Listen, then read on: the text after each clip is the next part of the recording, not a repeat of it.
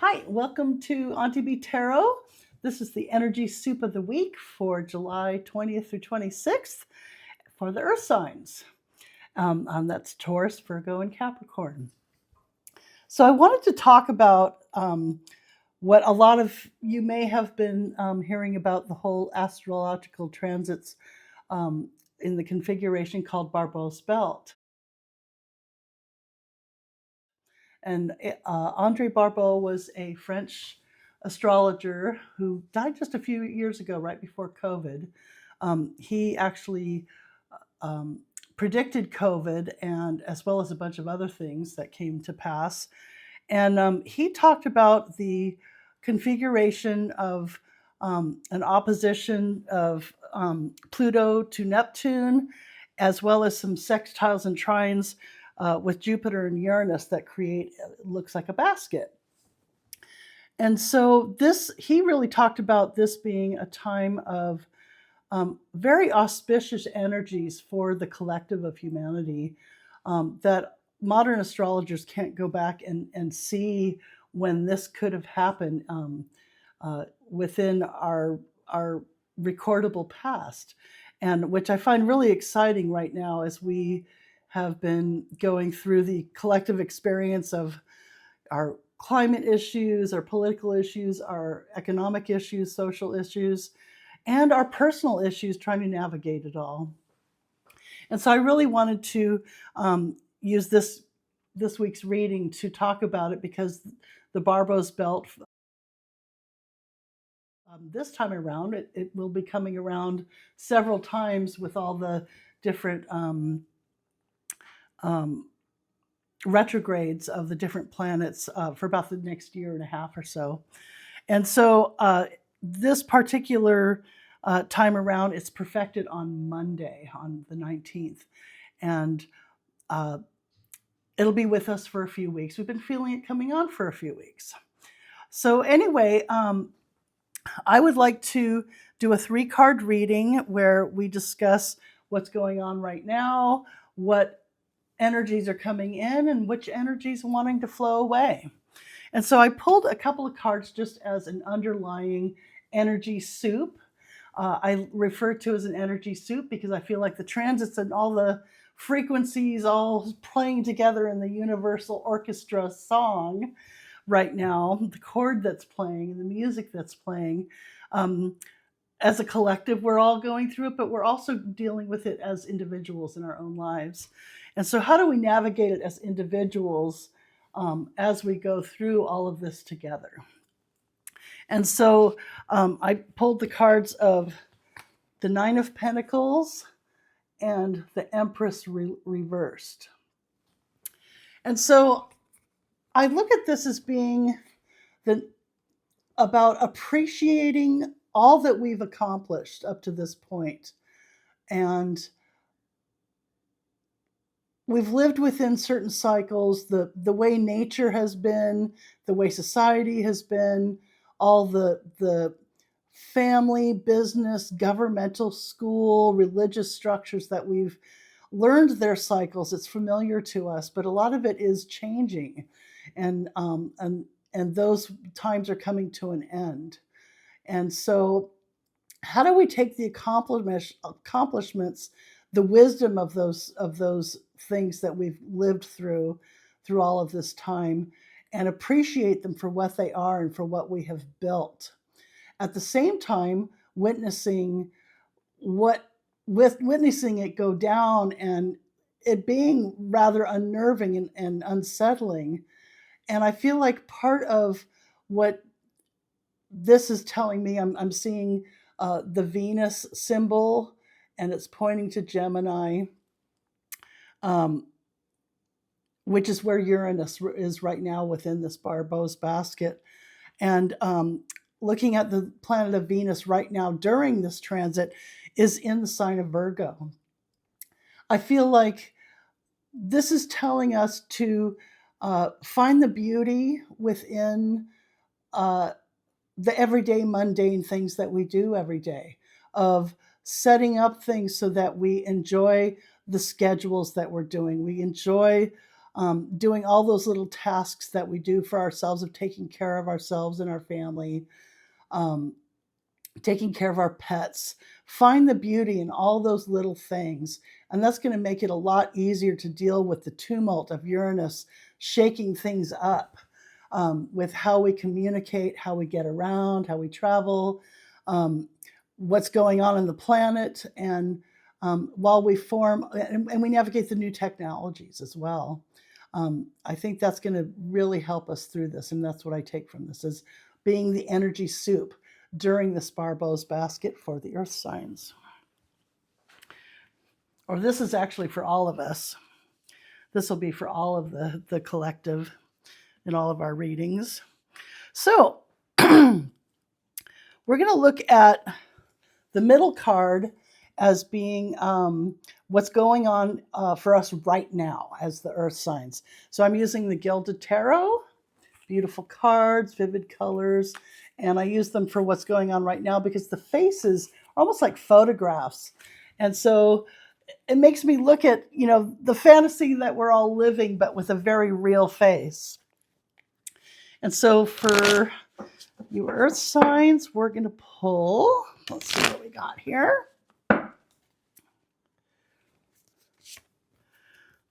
We've got the Page of Wands. So I feel like Page of Wands, it could be that we're getting a message about new creative ideas of things that we can do. But I also look at the pages as being us, either as, if we have a child in our life, it could be a person, or us or somebody else being childlike or childish. I feel like often also the pages can be the places in our lives where we feel like we're inexperienced. And so when I look at the Page of Wands reversed, I feel like this is about, with the wands, it being the fire energy of it being we're taking action on things that we've never done before. And so it feels a little weird. And because it feels a little weird, we may feel a little temperamental. We may be witnessing in the world and in ourselves of being short-tempered, of maybe not of being impatient with ourselves and with other people. And we're seeing that out in the world. We're seeing a lot of impatience with the changes that are happening, even though they feel like it's happening really fast. It's happening so slowly and we're tired. And so I kind of feel like this is about the impatience of having to learn all these things new and do new things for the first time, being inexperienced with it, and it's got us a little frazzled. That's what I'm looking at that as. So this represents the energy coming in. I'm using the Morgan Greer tarot deck. And, universe always has things in the pipeline that are being lined up out in the universe for us that we can't see. And it's based on the frequency that we're putting out as a collective, as individuals. And that largely determines the future that is coming in for us, that culmination of things that have happened in the past, what we're putting into it now. And so this represents the energies coming in towards us that we can't see. So let's see, we've got the World reversed. And I do feel like this is again, it's a big end of a cycle. Fire signs got they got the Death card. So again, big end of a cycle coming in for the world. And it could be for our world as far as how we are. And so knowing that this big end of the cycle, I feel like it could be the world being turned upside down, which is, oh my gosh. At the same time, it could be that things are slowed down. It may not be as intense as we think it's going to be. It may be that it happens in a way that is incremental, that we're able to navigate it piece by piece by piece by piece. I feel like because these are such big energies with the Barbault's belt, um, and it really encompasses such a long period of time for our human history. I believe that us humans, we've been through so much already, and I know that we will be getting through all of this, and it's really up to us. I really feel with this collective energy soup of looking into those, how we live our lives every day, being in our integrity, really being true to ourselves, and um, knowing that we will navigate this end of a cycle.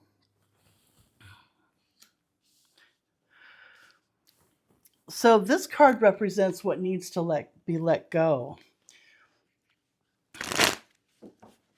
And often I refer to this reading as the three gifts, and I feel like the gift of this is the gift of, are we giving something away to someone else, to the greater collective, or are we giving ourselves a gift by forgiving something without judgment, attachment, anger, sadness, and allowing it to flow away, so that we can move on? And often I feel like by letting this energy go, it helps open up the pipeline for things to flow through. And so, oh, and I'm using the Pulp tarot deck for this one. Great retro imagery. Okay, so we've got the Ace of Cups reversed. So I feel like this is about letting go of that feeling. Often this is referred to as the card of falling in love. And I feel like it's about letting go this idea of the end all be all emotional, um, uh, that fall in love that we fantasize about. I feel like it's about getting real with ourselves. I also feel like, especially with the earth signs, it's about being really real about things and not being letting go of being emotionally stuck in things being a certain way. That's what I take that as. So I do see that all of these cards right here are reversed. And I feel that often when that many cards are reversed in a reading, it's almost like a retrograde of the planets. I feel like it's a time for us to really go over and review how things are right now. We are in this amazing bubble in this Barbault's basket.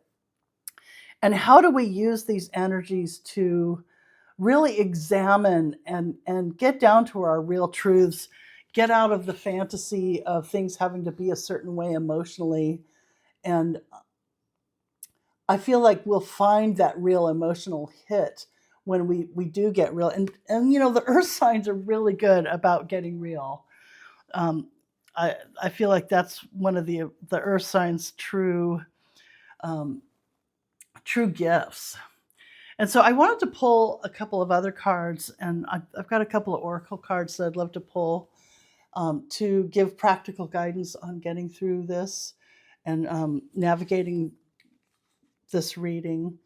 And so this is the Beast Mistress Oracle deck by Vickie Verlie, and it's animals.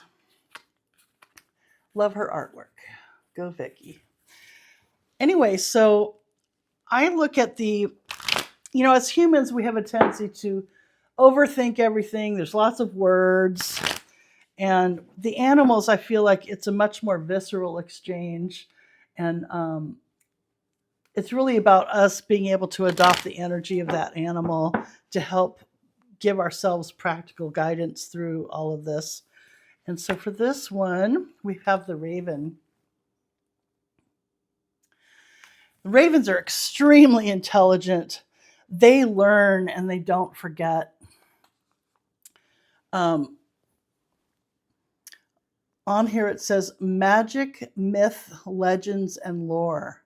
The raven is calling you to awaken to mystery and enchantment. It is time to shape-shift your life into what you want it to be. So I feel like, one of the things that I love about the tarot and about the astrology is that it really pulls into the whole being able to read all of this is the myths and legends and the magic and the lore of all our collective history. These are the stories that have been passed down through the ages of us humans throughout our different cultures. And I feel it really is up to us to be able to look to those old stories, find the old lessons, and apply them to our whole lives and our own lives. The raven is calling you to awaken to mystery and enchantment.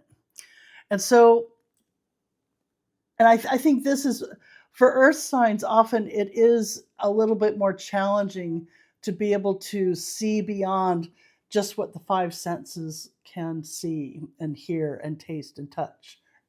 And so I feel like it is about being able to find that within your earthly practicality, the knowledge that the mystery is out there and there is a practical reason to be able to put that trust and faith into knowing that things are going to be right. That no matter where you are, what you're doing, what is happening around you, that is exactly what needs to be able to bring in what is coming next and to make things right.